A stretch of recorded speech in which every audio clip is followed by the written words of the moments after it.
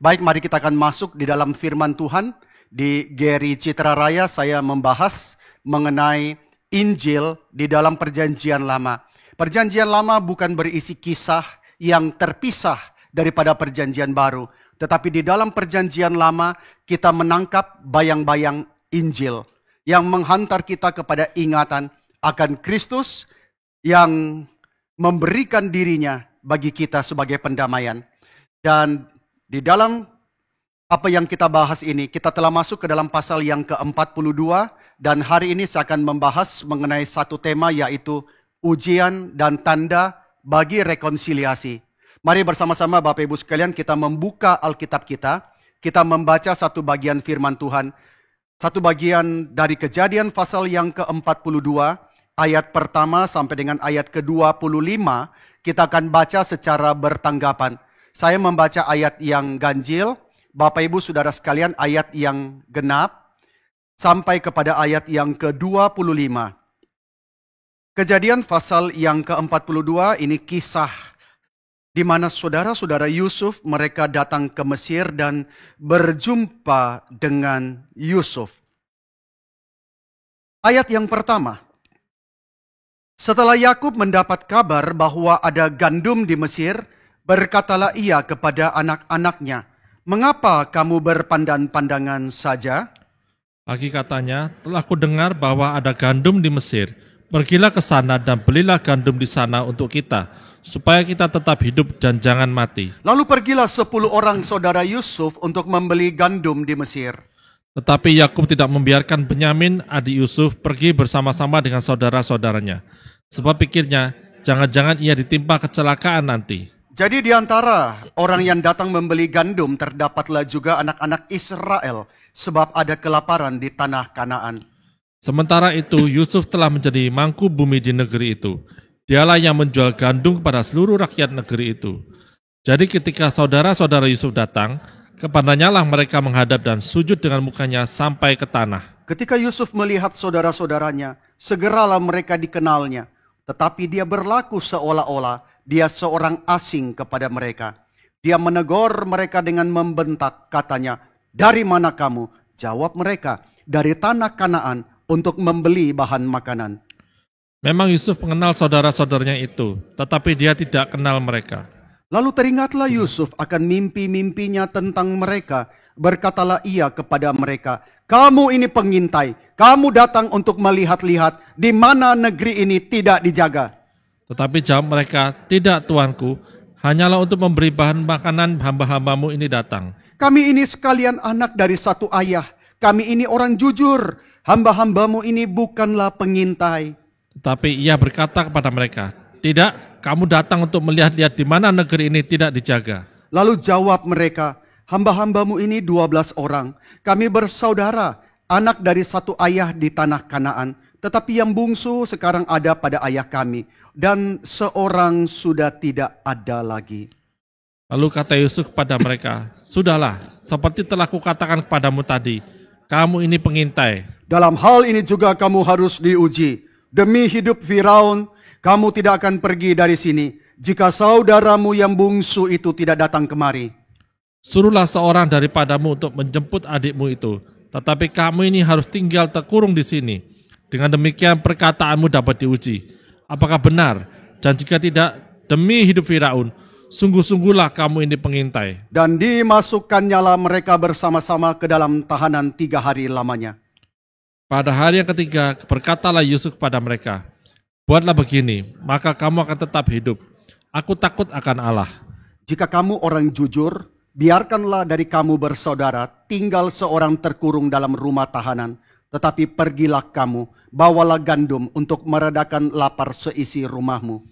Tetapi saudaramu yang bungsu itu haruslah kamu bawa kepadaku, supaya perkataanmu itu ternyata benar dan kamu jangan mati. Demikianlah diperbuat mereka. Mereka berkata seorang kepada yang lain, "Betul-betullah kita menanggung akibat dosa kita terhadap adik kita itu. Bukankah kita melihat bagaimana sesak hatinya ketika dia memohon belas kasihan kepada kita, tetapi kita tidak mendengarkan permohonannya. Itulah sebabnya kesesakan ini menimpa kita." Lalu Ruben berkata mereka, "Bukankah dahulu kukatakan padamu, janganlah kamu berbuat dosa terhadap anak itu. Tetapi kamu tidak mendengarkan perkataanku. Sekarang darahnya dituntut daripada kita. Tetapi mereka tidak tahu bahwa Yusuf mengerti perkataan mereka, sebab mereka memakai seorang juru bahasa. Maka Yusuf mengundurkan diri dari mereka, lalu menangis. Kemudian ia kembali kepada mereka dan berkata-kata dengan mereka. Ia mengambil Simeon dari antara mereka, lalu disuruh belenggu di depan mata mereka. Sesudah itu Yusuf memerintahkan bahwa tempat gandum mereka akan diisi dengan gandum, dan bahwa uang mereka masing-masing akan dikembalikan ke dalam karungnya, serta bekal mereka di jalan akan diberikan kepada mereka. Demikianlah dilakukan orang kepada mereka itu. Mari kita masuk dalam doa. Kami berdoa mengucap syukur pada hari ini. Kami boleh datang beribadah di hadapan Tuhan. Di dalam seminggu ini banyak hal yang kami alami. Ada yang seringkali sulit untuk kami utarakan, yang begitu berat membebani kami. Tapi biarlah kami menyerahkan kepadamu Allah yang berdaulat, Allah yang bertahta atas segala sesuatu. Dan pada hari ini kami juga mau menerima roti dan anggur. Biarlah kami terus mengingat cinta daripada Tuhan kami. Kami serahkan waktu pemberitaan firman ke depan, di mana kami akan merenungkan mengenai rekonsiliasi. Tuhan, jikalau kami ada perseteruan pada hari ini, biar Tuhan membawa kami kepada rekonsiliasi. Biar Tuhan membawa kami kepada perdamaian. Biar Tuhan memimpin kami hidup di dalam damai sejahtera. Kami serahkan firman-Mu Tuhan. Sertailah hamba-Mu juga dalam keterbatasan. Demikian juga kami yang mendengarkan. Di dalam kekerasan hati kami, sering kami menolak firman. Tetapi Tuhan lembutkan kami. Dalam nama Tuhan Yesus kami berdoa dan mengucap syukur. Amin. Di dalam minggu yang sebelumnya, kita membahas mengenai satu tema, yaitu kembalinya mimpi buruk masa lalu. Saudara sekalian, setiap kita bergumul dengan sesuatu yang kita sesali, ada orang yang bergumul dengan hal-hal yang sulit, mereka berdamai dengan hal itu. Ada orang yang terus-menerus dikejar-kejar oleh sesuatu mimpi buruk daripada masa lalu, yang mereka tidak ingin muncul kembali. Tetapi bagaimana kalau mimpi buruk itu kembali tiba? Nah, Yusuf mengalaminya di dalam Kejadian pasal ke-42 ketika saudara-saudaranya datang ke Mesir. Nah, saudara sekalian, ketika kita membaca kisah Yusuf, kita pasti akan tergelitik, bertanya banyak hal tentang seandainya begini bagaimana, jikalau begini bagaimana. Nah, saudara sekalian, waktu membaca bagian ini, saya tergelitik bertanya, jika Yusuf masih ada di penjara, belum menjadi mangku bumi di Mesir, lalu ketemu dengan saudara-saudaranya, apakah mungkin terjadi rekonsiliasi? Jikalau Yusuf masih seorang tahanan di penjara, apakah mungkin mereka berdamai? Kira-kira menurut saudara bagaimana? Seandainya Yusuf masih ada di penjara, lalu ketemu saudaranya, mungkinkah mereka berdamai? Kita terus berpikir seandainya seperti itu bagaimana. Nah, saudara, itulah hidup. Kita hidup dengan banyak sekali pertanyaan. Jikalau seandainya. Jikalau dulu saya sekolah ini. Jikalau dulu saya kerja ini. Jikalau dulu saya nikah ini. Saudara sekalian, banyak sekali kita bertanya seandainya, jikalau. Tetapi di dalam kisah ini Alkitab memberitahu kita satu hal yang pasti, bahwa rekonsiliasi, damai di antara saudara itu terjadi ketika Yusuf menjadi mangku bumi di Mesir. Pada saat itu kelaparan terjadi, kelaparan melanda seluruh wilayah, sehingga saudara-saudaranya di Kanaan harus ke Mesir. Dan di Mesir itu mereka bertemu dengan penguasa nomor 2 di Mesir, yang tidak lain dan tidak bukan adalah Yusuf, saudara mereka. Maka rekonsiliasi itu terjadi bukan ketika Yusuf berada di dalam penjara. Mengapa, saudara sekalian? Kita bisa jawab macam-macam. Tetapi jawabannya sederhana.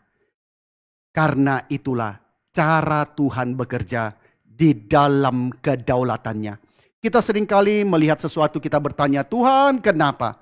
Tetapi Tuhan yang berdaulat, Dia sudah mengetahui. Tuhan yang berdaulat, Dia menetapkan rencananya. Banyak hal dalam Alkitab yang memang kita bisa pikirkan di dalam pengandaian seandainya. Misalnya kita berkata seandainya Hawa dulu tidak mengambil buah itu dan memakannya. Seandainya ular dilarang masuk mendekati pohon. Seandainya saudara sekalian. Nah, banyak seandainya. Dalam kisah Yusuf sendiri, beberapa hal kita bisa pandang sebagai kebetulan. Kebetulan tanda petik ya saudara. Banyak hal bagi kita, loh kok kebetulan? Tetapi sekali lagi saudara sekalian, di dalam Alkitab, di dalam teologi reform kita tahu bahwa tidak ada yang kebetulan dari tahta Allah memandang. Dari bawah kita mengatakan, kok kebetulan? Tetapi tidak ada yang kebetulan dari tahta Allah memandang. Karena Allah adalah Allah yang berdaulat. Mari kita coba lihat beberapa kebetulan, tanda petik ya sekali lagi ya saudara. Kebetulan yang harus terjadi untuk Yusuf. Dia akhirnya sampai ke Mesir.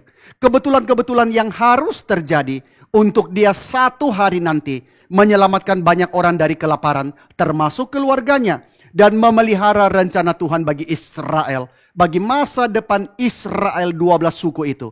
Dan memelihara rencana keselamatan Allah. Di dalam pasal 37 kisah itu, Yakub, tanda petik, kebetulan pada hari itu, mengirim Yusuf pergi ke Sikem untuk mencari kabar daripada saudara-saudaranya yang sedang pergi menggembalakan ternak mereka. Sampai di Sikem, Yusuf tidak ketemu mereka. Mereka biasanya menggembalakan di Sikem. Yusuf tidak tahu mereka kemana. Yusuf sudah mau pulang kepada Yakub, tetapi dia kebetulan bertemu dengan seseorang yang memberitahu dia, saudaramu sudah pindah. Pindah menggembalakan kemana? Dan orang itu kebetulan tahu bahwa saudara-saudara Yusuf pergi ke Dotan. Nah saudara, kenapa ini penting?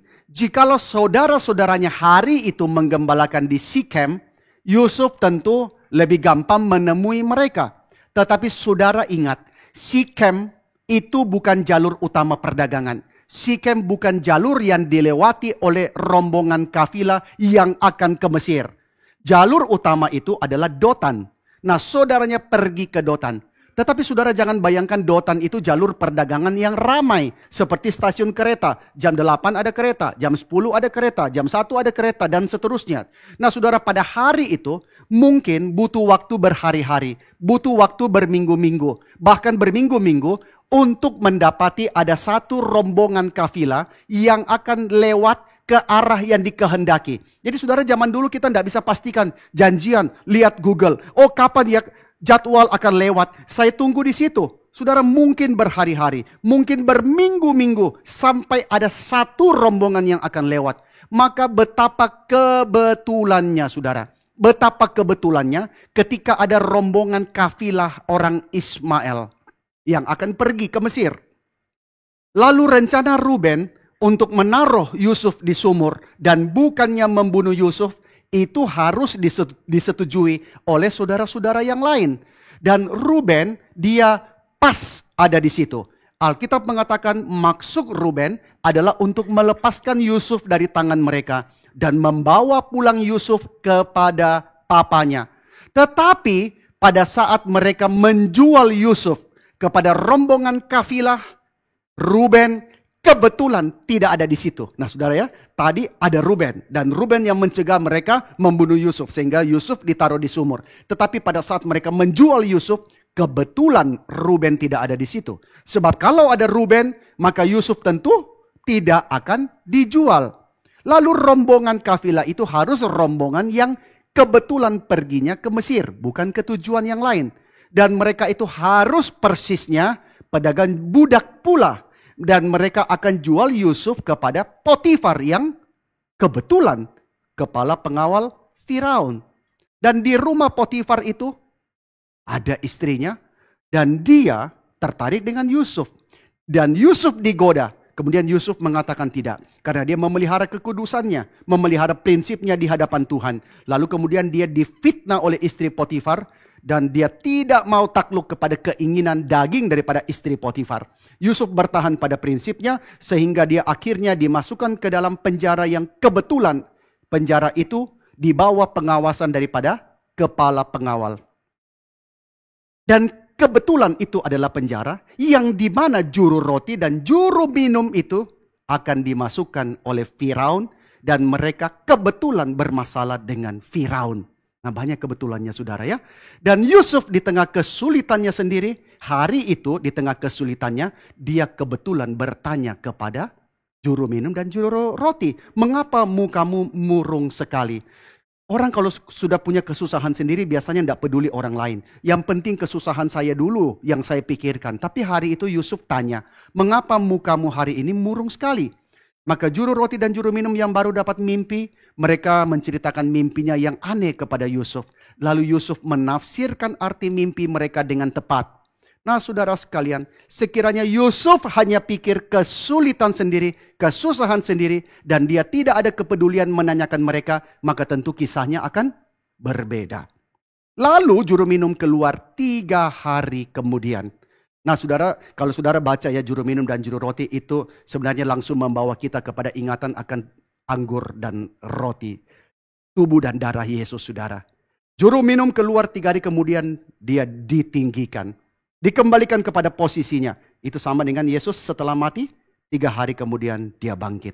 Juru roti dia digantung. Sama dengan Yesus digantung di atas kayu salib. Maka sebenarnya waktu membaca ini kita akan dibawa kepada ingatan akan apa yang terjadi kepada Kristus. Nah ketika juru minum itu keluar 3 hari kemudian, dia kebetulan lupa Yusuf. Nah saudara, ada orang kalau utang kebetulan lupa. Suka lupa ya saudara. Nah ini dia lupanya itu 2 tahun saudara. 2 tahun lupanya. Sengajakah dia lupa? Kita tidak tahu saudara sekalian. Tetapi kalau dia ingat Yusuf terlalu cepat, dan Yusuf dikeluarkan, mungkin waktu keluar Yusuf sudah pergi ke tempat yang lain. Dan waktu Firaun mencari, sudah tidak menemukan Yusuf. Maka saya percaya Tuhan bikin juru minum itu lupakan Yusuf. Maka di sini saudara kita hanya bisa mengamini satu hal. Bahwa waktu Tuhan itu sempurna. Apa yang saudara alami pada saat ini saudara tidak mengerti. Banyak hal kita tidak mengerti. Tapi setelah kita melaluinya, kita lihat ke belakang, kita sadar, oh Tuhan, ternyata waktunya Tuhan itu sempurna. Maka di sini kita hanya bisa mengamini bahwa waktu Tuhan itu sempurna, jalinan peristiwa kisahnya itu ajaib. Bagi Yusuf, bagi keluarganya, bagi Israel, dan juga bagi engkau dan saya. Tuhan memiliki jalinan kisah di dalam kedaulatannya itu yang indah bagi anak-anaknya. Nah di dalam Kejadian pasal 42 ini, saudara-saudara Yusuf datang ke Mesir untuk membeli makanan. Nah kedatangan mereka itu bukan hal yang diinginkan. Kedatangan mereka itu seperti menghidupkan kembali mimpi buruk. Saya nggak tahu Yusuf mungkin sering terbangun di tengah malam membayangkan keadaannya, dia mungkin sering terbangun dan dia harus menangis atas apa yang dia alami. Dan kedatangan saudaranya Yusuf tidak perkirakan. Tiba-tiba mereka muncul di depan Yusuf. Itu seperti menghidupkan kembali mimpi buruk masa lalu Yusuf. Padahal Yusuf sudah mencoba mengubur dalam-dalam perlakuan saudaranya. Nah saudara, kadang-kadang apa yang orang lain lakukan, kita mencoba kubur dalam-dalam. Sudahlah, aku tidak mau lupakan. Ada orang yang dibuang oleh keluarganya. Ada orang yang ditinggalkan oleh kawan-kawannya. Dia bergumul dengan itu. Dan dia sudah coba kubur dalam-dalam. Tetapi kemudian muncul lagi. Yusuf sudah coba kubur dalam-dalam perlakuan saudaranya itu. Tetapi di dalam kehendak Allah, mereka dipertemukan. Untuk apa dipertemukan? Untuk dibawa kepada rekonsiliasi. Tapi bukan sembarang rekonsiliasi. Rekonsiliasi di dalam relasi yang diperbaharui. Nah saudara ya, kadang-kadang kita rekonsiliasi itu bukan di dalam relasi yang diperbaharui. Nah ini dalam relasi yang diperbaharui. Tetapi mudahkah Yusuf bertemu kembali saudara-saudaranya? Saudara kalau pernah sakit hati ya, saudara begitu sakit hati, apakah saudara mudah ketemu lagi dengan orang yang pernah menyakiti saudara? Saudara dulu hidup baik-baik, keluarga baik-baik, saudara ditipu, saudara dimakan, sampai saudara kehilangan segala sesuatu, istri meninggalkan saudara, anak dibawa pergi, saudara tidak punya apa-apa. Saudara mudah mengampuni, saudara mudah untuk rekonsiliasi, saudara mudahkah bertemu kembali orang itu? Sangat tidak mudah. Bagi Yusuf ketemu dengan saudara-saudaranya sangat tidak mudah. Bagi Yusuf bisa timbul pertanyaan-pertanyaan di dalam hatinya. Akankah saudaranya berkata jujur jikalau Yusuf membuka identitasnya? Bagaimana dia bisa yakin bahwa mereka tidak lagi membencinya dengan sangat seperti dulu. Dulu mereka benci aku. Apakah sekarang mereka sudah berubah? Ataukah mereka masih membenci aku dengan begitu sangat? Maka di sini Yusuf merasa perlu untuk menguji saudara-saudaranya untuk mencari tanda bagi rekonsiliasi itu. Tentu Yusuf mengenal mereka, saudara sekalian, tapi mereka tidak kenal Yusuf. Tidak heran, saudara, karena terakhir kali mereka lihat Yusuf baru umur berapa? Terakhir kali mereka lihat Yusuf umur berapa? Umur 17, masih remaja labil, saudara. Tetapi sekarang Yusuf sudah umur 37 paling kurang. Dan Yusuf juga tidak memelihara jenggot seperti saudara-saudaranya. Karena orang Mesir tidak memelihara jenggot. Dan dia memakai pakaian kebesaran Mesir. Maka saudara, di sini kita lihat saudara-saudara Yusuf tidak kenal Yusuf. Maka untuk sementara waktu Yusuf memperlakukan mereka seperti orang asing. Ini menarik saudara ya. Bahwa Yusuf memperlakukan mereka seperti orang asing. Menarik sekali bahwa turning point daripada relasi mereka sebelumnya. Relasi di antara saudara yang memang sudah tidak enak itu kemudian mengalami turning point waktu kapan? Waktu mereka tidak mau mengenali Yusuf sebagai saudara mereka. Mereka tidak mau mengakui, tidak mau menerima Yusuf sebagai saudaranya. Dan sebaliknya, mereka memperlakukan Yusuf sebagaimana orang asing. Kami tidak kenal, kami tidak mau tahu, jual sebagai budak. Di situ mereka bahkan seolah-olah memperlakukan Yusuf sebagai seorang musuh. Jadi mereka memperlakukan Yusuf sebagai seorang asing. Sehingga Yusuf pada saat itu, Yusuf seakan-akan tidak mengenali mereka yang memang tidak mengenal Yusuf.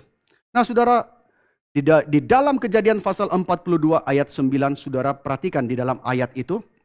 Lalu teringatlah Yusuf akan mimpinya tentang mereka. Berkatalah ia kepada mereka, kamu ini pengintai. Kamu datang untuk melihat-lihat di mana di negeri ini yang tidak dijaga. Nah di sini saudara perhatikan ya. Penulis daripada Kejadian ini, dia mempersiapkan kita untuk masuk kepada konfrontasi. Untuk masuk kepada konflik batin antara Yusuf dan saudara-saudaranya. Jadi pertemuan ini bukan pertemuan yang gampang ya. Ini pertemuan yang penuh dengan konflik batin. Kenapa? Karena bertahun-tahun sebelumnya Yusuf sudah mengatakan, waktu dia menamai anaknya, dia mengatakan, Allah telah membuat aku lupa sama sekali kepada kesukaranku dan kepada rumah bapakku. Maka dia menamai anaknya Manasye, forgetful. Allah sudah bikin aku lupa. Tetapi ayat ini, narator mengatakan, lalu teringatlah Yusuf. Tidak enak saudara sekalian. Teringat dengan peristiwa itu tidak enak. Sekarang semua memori yang dia mau lupakan itu. Semua sakit, kepedihan itu yang dia mau lupakan. Semua membanjir. Masuk kembali memenuhi ingatan daripada Yusuf, saudara sekalian. Ini hal yang sangat tidak enak. Lalu maka Yusuf berkata kepada mereka, kamu ini pengintai. Tetapi jawab mereka, oh tidak tuanku. Hanyalah untuk membeli bahan makanan hamba-hambamu ini datang. Kami ini sekalian anak dari satu ayah. Kami ini orang jujur. Hamba-hambamu ini bukanlah pengintai. Oke saudara. Waktu saudara-saudara Yusuf menjawab, kami ini orang jujur. Kalau saja mereka tahu siapa yang di depan mereka. Tidak berani mereka ngomong seperti itu. Kalau ada orang yang pernah tipu saudara. Lalu mengatakan kepada saudara, saya ini orang paling jujur. Kalau dia tahu siapa saudara, dia tidak berani ngomong.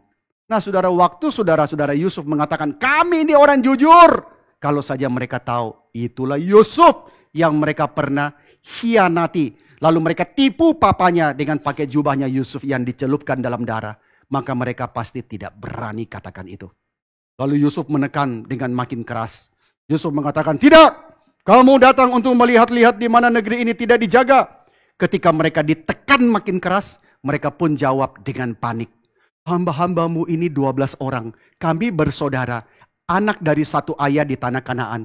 Tetapi yang bungsu sekarang ada pada ayah kami. Yusuf langsung tahu papanya belum berubah. Papanya masih papa yang pilih kasih. Karena Benyamin masih ditahan bersama dengan papanya. Lalu yang lain, enggak apa-apa, mau hilang, mau mati, mau ditahan, enggak apa-apa yang lain. Tetapi Benyamin jangan. Yusuf tahu papanya belum berubah. Dan lalu kemudian saudaranya mengatakan, dan seorang sudah tidak ada lagi. Yusuf kepingin tanya, kenapa tidak ada lagi? Nah saudara, saudara yang sudah tidak ada lagi itu, sekarang sedang berdiri di hadapan kalian. Bayangkan perasaan hati Yusuf ya. Yusuf mau melupakan perbuatan mereka.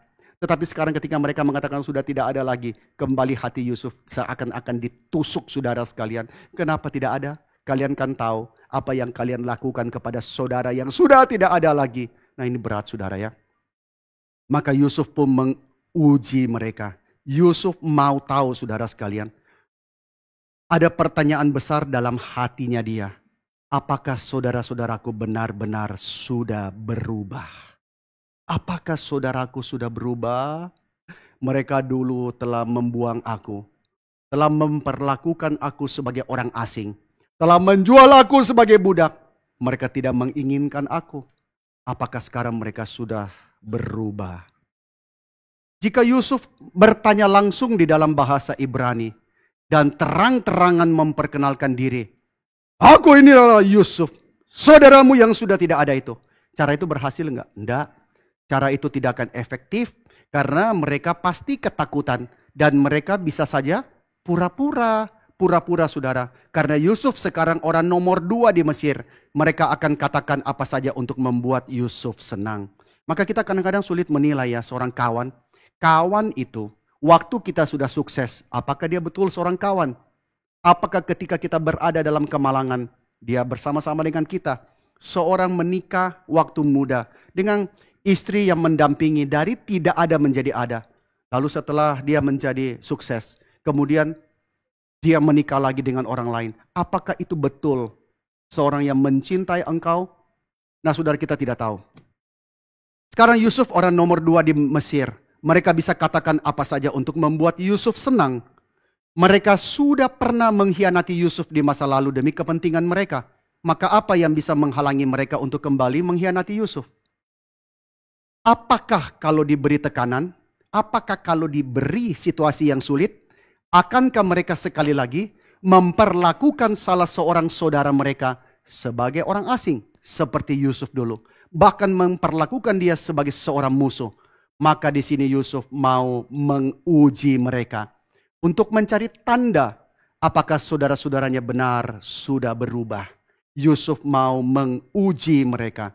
Nah memang saudara sekalian ya, pengampunan menuju kepada rekonsiliasi itu tidak mudah, saudara. Ingat ya, pengampunan menuju kepada rekonsiliasi itu tidak mudah.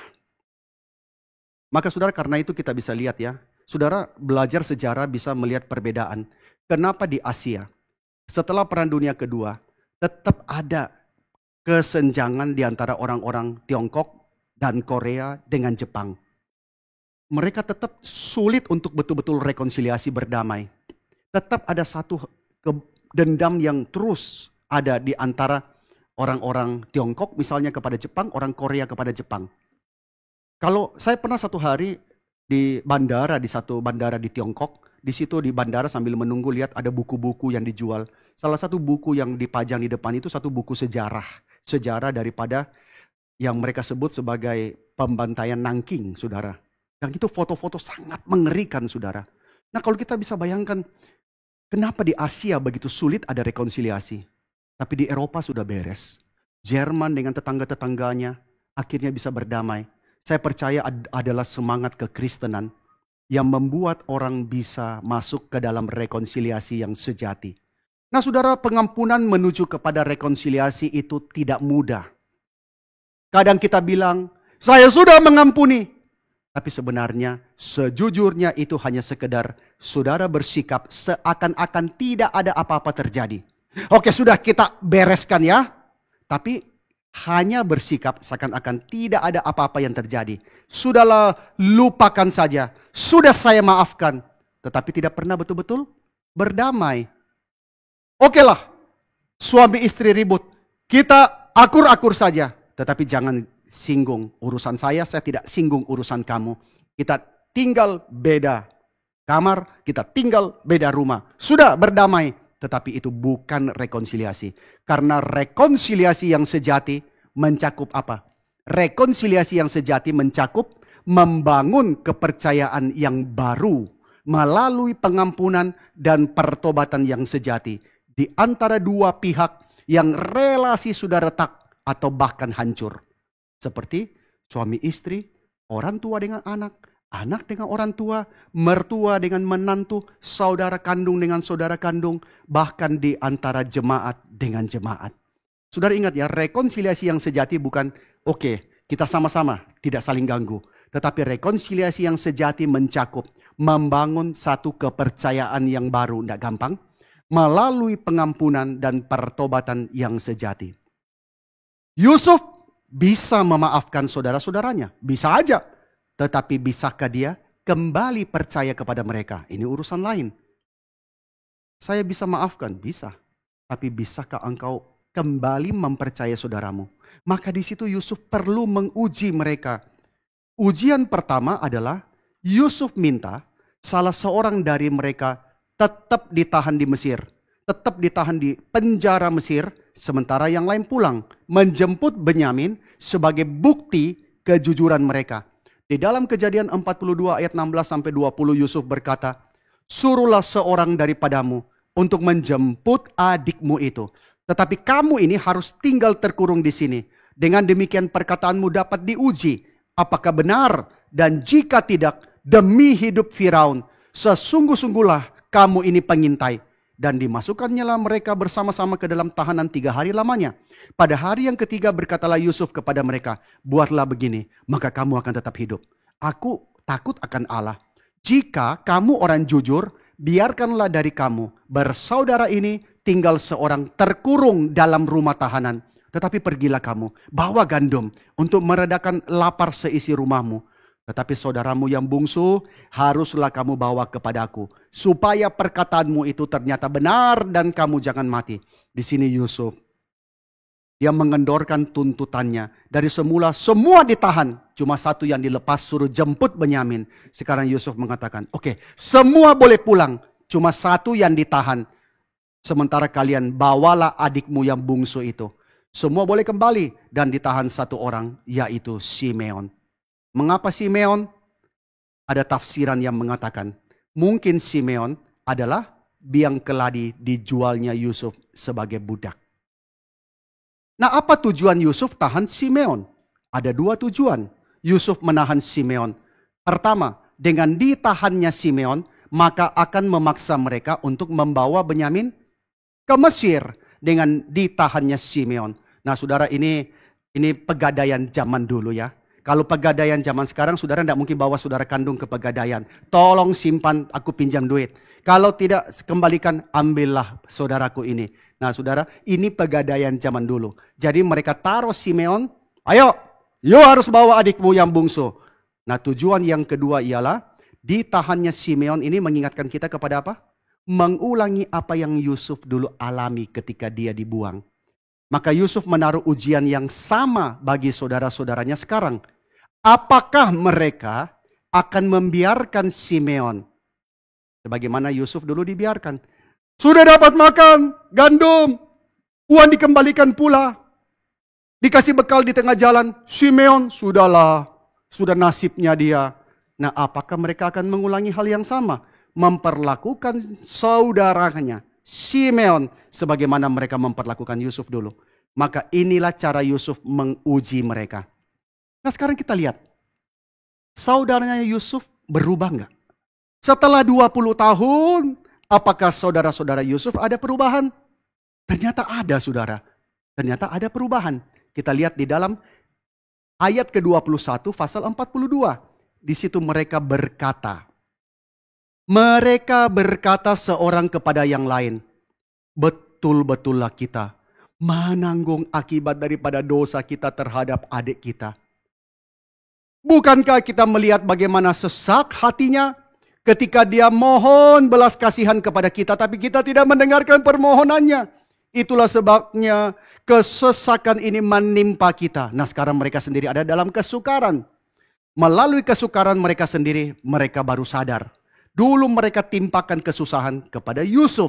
Sekarang melalui kesusahan mereka, mereka baru sadar. Melalui kesusahan mereka, baru bisa empati, memahami kepedihan hati Yusuf dulu. Nah kita kalau belum mengalami kesusahan, kita susah berempati saudara. Kadang kita lihat orang sakit, gimana sakit? Sakit. Bisa ke gereja? Gak bisa. Manja. Begitu saudara sakit, ayo doa. Mana bisa doa sakit. Nah saudara ya, kalau sudah sakit, baru sadar, baru bisa empati, kepedihan orang lain, kesusahan orang lain. Sekarang mereka sudah ditimpa kesukaran, disitulah mereka baru sadar. Kesukaran yang dulu dialami oleh Yusuf. Maka saudara di sini penderitaan itu adalah seringkali ya, saudara kita tidak suka penderitaan. Tidak ada orang suka menderita saudara. Minggu depan kita kebaktian, maaf ya, tidak ada AC. Minggu depan kebaktian, maaf ya, kursi dipinjam semua, saudara duduk di lantai. Wah saudara mulai pikir, cari gereja mana terdekat. Nah saudara, penderitaan itu kita tidak suka ya. Tetapi penderitaan itu seringkali adalah sarana yang begitu kuat. Untuk apa? Untuk membangkitkan kemanusiaan kita. Maka orang yang pernah melalui penderitaan, waktu dia menjadi pimpinan, dia menjadi orang yang sangat bisa memahami kesukaran orang lain. Orang kalau tidak pernah melewati kesukaran, tiba-tiba langsung jadi CEO. Tidak bisa ngerti kesukaran orang lain, saudara. Penderitaan itu adalah sarana yang begitu kuat untuk membangkitkan kemanusiaan kita.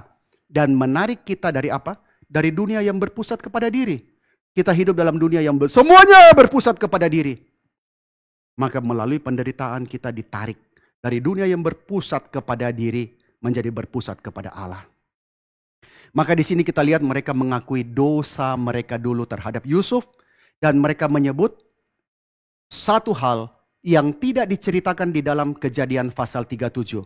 Mereka berkata, bukankah kita melihat bagaimana sesak hatinya ketika dia memohonkan belas kasihan kepada kita, tapi kita tidak mendengarkan permohonannya. Berarti Yusuf waktu dibuang, dia dengar saudaranya berbincang-bincang. Aku mau dibuang, aku mau dijual, aku mau dipisahkan daripada keluargaku. Dan Yusuf mohon belas kasihan, tolong Koko, jangan aku dibuang, jangan aku dijual, aku tidak mau jadi budak. Yusuf sudah mohon belas kasihan mereka, tapi mereka mengeraskan hati. Mereka tegaan tidak peduli karena sudah ada kebencian. Nah saudara, seringkali kita hidup dalam kebencian saudara. Kita mengatakan, sudahlah yuk pantas terima itu. Maka saudaranya dengan tega tidak mau mendengar kesusahan dari Yusuf. Tetapi sekarang mereka sudah mulai melihat konsekuensi yang harus mereka tanggung oleh sebab dosa mereka dulu. Maka mereka berkata, itulah sebabnya kesesakan ini sekarang menimpa kita. Mereka sadar, dulu dosa mereka kira aman sembunyi. Kasih tahu Yakub, Yusuf seakan-akan diterkam binatang buas. Mereka bawa jubahnya yang sudah dicelupkan dalam darah. Sekarang mereka sadar, dosa itu mengejar, konsekuensinya mengejar. Banyak orang waktu jatuh dalam dosa, tidak hitung konsekuensinya. Yang penting saya nikmat, yang penting saya senang. Banyak orang, saudara sekalian, ketika masih muda, berprestasi, ketika berjaya, meninggalkan keluarganya. Yang penting saya senang, meninggalkan istri dan anak-anak. Dia tidak sadar, di dalam kebodohannya itu dia akan segera menjadi seorang yang tua, yang lemah. Dia menjadi seorang yang tersendiri, yang tidak lagi diperhatikan oleh siapapun juga. Banyak orang tidak sadar, setelah tua baru menyesal. Kalau tahu dulu begini saya hidup baik-baik. Ada orang tua yang ditinggalkan oleh anak. Kenapa ditinggalkan oleh anak? Anak ini tidak baik. Nah saudara sekalian, kadang-kadang kita tidak sadar apa yang kita perbuat mungkin akan mengejar kita. Atau orang yang dulu dia jahat sama orang lain, waktu dia sudah tua, apa yang dia tabur mengejar dia. Kita nggak tahu saudara sekalian. Sekarang mereka mengatakan, itulah sebabnya kesesakan ini menimpa kita. Nah saudara, seseorang baru bisa melihat dengan jelas waktu dia dibawa masuk ke dalam kesulitan dan situasi yang sama. Kadang-kadang kita tidak sadar saudara sekalian. Tetapi kita baru bisa melihat dengan jelas, berada di dalam posisi orang lain. Waktu kita dibawa kepada kesulitan dan kepada situasi yang sama. Maka di sini pun Yusuf melihat ada sesuatu perubahan pada saudaranya. Nah saudara sekalian, saudara-saudaranya sekarang sadar. Saudara, banyak relasi yang begitu sulit. relasi yang begitu sulit, saudara sekalian, yang kita kira hanya berhenti sampai situ saja. Anak tidak memperhatikan orang tua, istri tidak memperhatikan suami, suami tidak memperhatikan istri, sesama rekan kerja saling menipu, saudara sekalian. Kita tidak menyadari konsekuensi semuanya itu. Maka di situ kemudian kita lihat saudara-saudara Yusuf, mereka sadar. Dan Yusuf pun lihat ada perubahan mereka. Apalagi di dalam ayat ke-22. Di situ mencatat, Ruben menjawab saudara mereka, bukankah dahulu sudah kukatakan kepadamu, janganlah kamu berbuat dosa terhadap anak itu. Tapi kamu tidak mau mendengarkan perkataanku. Sekarang darahnya dituntut daripada kita. Wah, Ruben mengatakan kepada saudaranya. Ruben kembali mengingatkan kesalahan mereka dulu. Itu saudara, kita bersyukur kalau Tuhan masih menegur kita. Kita bersyukur kalau Tuhan masih mengingatkan apa yang pernah kita perbuat. Ruben mengingatkan saudaranya. Waktu mereka jual Yusuf, Ruben tidak ada di situ. Dan Ruben sama sekali tidak mau Yusuf dijual. Wah, ketika dengar itu, Yusuf tidak tahan. Hatinya begitu hancur, saudara. Hatinya begitu penuh dengan luapan emosi dan dia tidak tahan berdiri di hadapan saudara-saudaranya. Dia berlari meninggalkan ruangan itu. Dia pergi ke ruangan yang lain. Dan di situ dia mencucurkan air mata. Di situ dia menangis. Saya tidak tahu dia menangis seperti apa. Tapi ada satu beban emosi yang begitu berat yang menimpa Yusuf. Tetapi hari itu semuanya itu bercampur aduk dan dia tidak tahan. Dia meninggalkan ruangan itu dan dia menangis. Yusuf tidak bisa menahan perasaannya. Di samping pengakuan dosa pertama kali saudara-saudaranya, Yusuf juga mendengar perkataan Ruben. Dan perkataan Ruben itu adalah tanda pertama bagi Yusuf bahwa dulu sebenarnya masih ada kasih bagi dia di dalam keluarga itu. Bahwa dulu sebenarnya masih ada cinta bagi dia di tengah-tengah keluarga itu. Dari Ruben, kakak yang sulun itu. Bahwa Ruben dulu menentang rencana jahat saudara-saudaranya. Nah, kita tidak tahu. Mungkin Yusuf menghidupi 20 tahun dengan pikiran semua membenci aku. Mungkin dia hidup 20 tahun dengan pikiran bahwa sampai sekarang saudara-saudaraku tidak ada perasaan bersalah. Sampai sekarang tidak ada penyesalan. Sampai sekarang semua membenci dia. Saudara, tidak enak hidup seperti itu. Kadang-kadang kita berprasangka, saudara, kepada orang lain. Lalu kita mengatakan mereka semua tidak mengasihi aku. Kita tidak tahu. Mungkin kita hidup berpuluh-puluh tahun memisahkan diri daripada keluarga. Mungkin kita hidup berpuluh-puluh tahun memutuskan relasi dengan sahabat kita karena kita salah mengerti. Apakah saudara ingat pada tahun 2007 atau 2008 ada satu film yang berjudul Aftershock? Yang nonton itu pasti keluar bioskop berair mata, saudara. Tidak bisa tahan air mata. Karena apa? Itu menceritakan satu kisah waktu gempa di Tiongkok tahun 70-an. Gempa itu menimpa apartemen itu rubuh, menimpa banyak korban. Lalu ada yang berada di bawah timbunan. Ada dua bersaudara, seorang anak laki-laki, seorang anak perempuan berada di bawah timbunan. Mereka sudah begitu kehausan, mereka sudah hampir mati. Lalu tim penyelamat ternyata mendapati ada orang, lalu akan diselamatkan. Anak yang perempuan itu hanya sempat dengar di dalam keadaan dia yang hampir pingsan itu. Tim penyelamat bertanya kepada mamanya, pilih salah satu.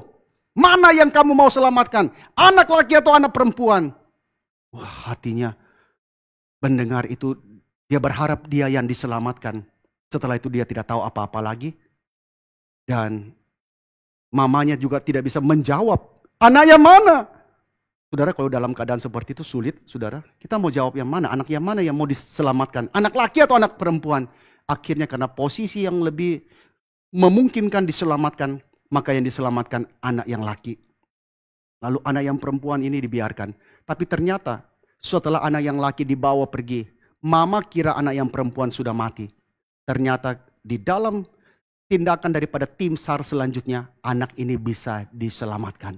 Waktu dia keluar, dia cari, mama dan saudaranya sudah tidak ada. Lalu dia dari kecil, dia hidup dengan memori itu. bahwa dulu mama pilih yang laki. Mama biarkan anak perempuan mati. Dia begitu benci dengan mamanya, begitu benci dengan adiknya. Dia tidak mau kembali ke kota itu. Dia tinggal di kota yang lain. Dia tidak mau lagi mengingat semuanya itu. Bagi dia begitu sakit, mama pilih anak laki. Sampai berpuluh tahun kemudian ketika Tiongkok kembali dilanda gempa yang besar, saudara. Dia menjadi anggota tim SAR. Lalu di dalam satu penyelamatan itu, dia berjumpa dengan seorang laki-laki. Lalu mereka berbicara, mereka ngobrol, menceritakan dulu pernah mengalami gempa. Dulu pernah begini. Akhirnya setelah ngobrol dia baru tahu itu ternyata adiknya yang diselamatkan dulu. Lalu dia mengatakan, saya tidak bisa terima bahwa mama lebih pilih kamu. Bahwa mama biarkan anak perempuannya itu mati. Lalu saudaranya mengatakan tidak. Mama tidak bisa menjawab. Mama tidak bisa memilih.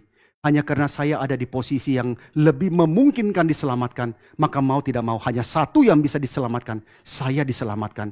Tapi mama tidak bisa lupakan. Mama sampai mati terus hidup dengan perasaan bahwa itu menyesal kenapa kamu tidak ditolong. Lalu dia bawa kakaknya pergi melihat kuburan dia. Dulu mama tidak dapat mayatnya, maka mama bikin kuburan. Setiap tahun ajaran baru, mama selalu bawa buku-buku lengkap.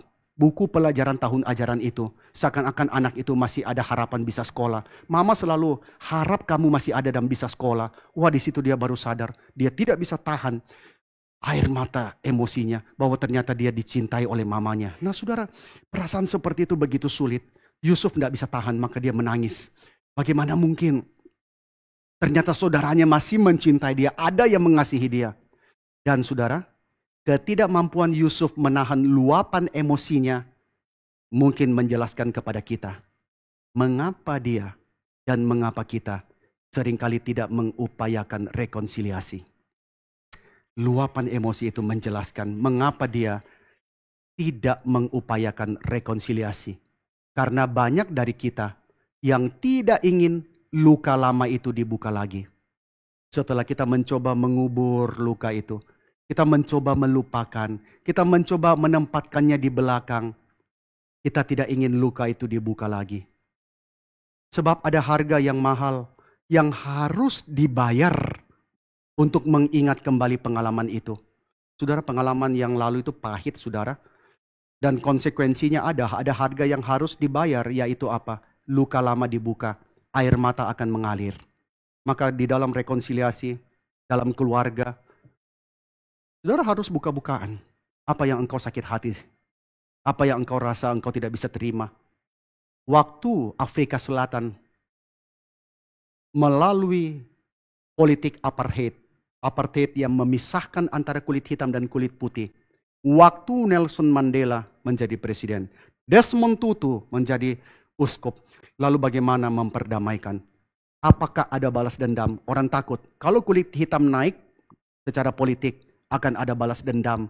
Mereka akan menuntut memenjarakan. Mungkin menghukum mati orang-orang kulit putih. Tetapi Mandela dan Desmond Tutu mengumpulkan orang kulit putih dan orang kulit hitam. Dalam pertemuan yang silakan berbicara apa adanya. Sakit hati semua luka. Semua luka masa lalu silahkan bicara. Di situ bicara satu persatu, sakit sekali diperlakukan seperti itu. Tetapi setelah itu tidak ada balas dendam. Kita memperbaharui di dalam rekonsiliasi yang baru. Hidup berdamai, maka Afrika Selatan sukses melewati pergolakan itu tanpa ada balas dendam. Dan saya percaya semangat kekristenan, cinta kasih Allah di dalam Kristus yang membawa mereka kepada rekonsiliasi. Nah saudara sekalian, tidak ada rekonsiliasi tanpa harga yang harus dibayar. Saudara mau berdamai, siap bayar harga. Nah saudara, tidak ada rekonsiliasi yang tanpa harga yang harus dibayar. Tapi kita harus bersyukur bahwa rekonsiliasi yang paling utama, rekonsiliasi yang paling penting, yang mendasari seluruh rekonsiliasi yang lain, bukan kita yang bayar harganya. Rekonsiliasi apa? Rekonsiliasi vertikal. Yaitu antara Allah yang suci dan manusia yang sudah memberontak melawannya. Saudara, itu adalah rekonsiliasi yang paling besar. Kalau rekonsiliasi itu tidak beres, saudara tidak usah harap rekonsiliasi yang lain, saudara. Saudara tidak usah harap. Rekonsiliasi itu harus beres dulu. Dan kita bersyukur bahwa rekonsiliasi yang paling penting, rekonsiliasi yang paling utama, dibayar mahal, bukan kita yang bayar. Rekonsiliasi itu dibayarkan bukan oleh kita yang seharusnya membayar sebagai pihak yang bersalah. Kalau perang sudah selesai, siapa yang bayar pampasan perang? Adalah yang kalah, yang bersalah, yang memulai perang, yang kalah. Tetapi saudara sekalian, ketika kita bersalah, rekonsiliasi itu dibayarkan justru oleh pihak yang dilanggar, yaitu Allah. Dan Allah membayarnya dengan sangat amat mahal, yaitu apa? Anaknya yang tunggal, Yesus Kristus. Allah membayar rekonsiliasi itu dengan harga yang sangat amat mahal, darah daripada anak yang tunggal. Tubuh yang dipecahkan itu. Nah saudara sekalian, ketika mewujudkan rekonsiliasi itu, Allah tidak minta tanda daripada kita. Sebelum dia melaksanakan perdamaian. Sebelum Allah melakukan rekonsiliasi itu, Allah tidak menguji kita. Ingat Roma pasal 5 ayat 8? Mari kita baca sama-sama ayat ini. Roma pasal 5 ayat ke-8, 1, 2, 3. Akan tetapi Allah menunjukkan kasih-Nya kepada kita oleh karena Kristus telah mati untuk kita ketika kita masih berdosa. Saudara, rekonsiliasi itu dibayarkan. Bukan setelah Allah menguji kita. Bukan setelah Allah melihat ada tanda pertobatan baru Allah mengadakan rekonsiliasi. Tapi ayat ini mengatakan Allah sudah menunjukkan kasih-Nya kepada kita oleh karena Kristus sudah mati. Ketika apa? Ketika engkau bertobat? Tidak. Ketika kita masih berdosa, masih melawan Tuhan, masih membenci, masih mencaci maki Tuhan, Allah sudah memperdamaikan. Dengan cara apa? Kristus mati untuk kita. Saudara mau kasih anak mati untuk orang jahat? Kasih mati untuk orang yang paling baik pun saudara tidak mau, tidak rela saudara. Tapi mati untuk orang yang begitu jahat sama saudara. Kasih anak untuk nanggung itu, tidak bisa. Allah tidak menguji kita. Karena siapa yang bisa bertahan melewati ujian itu? Tidak ada saudara. Maka inilah bedanya Allah dengan kita. Inilah bedanya Kristus dengan Yusuf. Yusuf mewakili setiap kita yang was-was melangkah masuk ke dalam perdamaian. Oleh sebab apa? Oleh sebab kelemahan kita yang takut untuk dilukai. Kita takut disakiti, maka kita was-was tidak mau masuk ke dalam rekonsiliasi. Dan Yusuf mewakili setiap kita. Sehingga kita seperti Yusuf, perlu ada ujian kita kenakan kepada orang lain.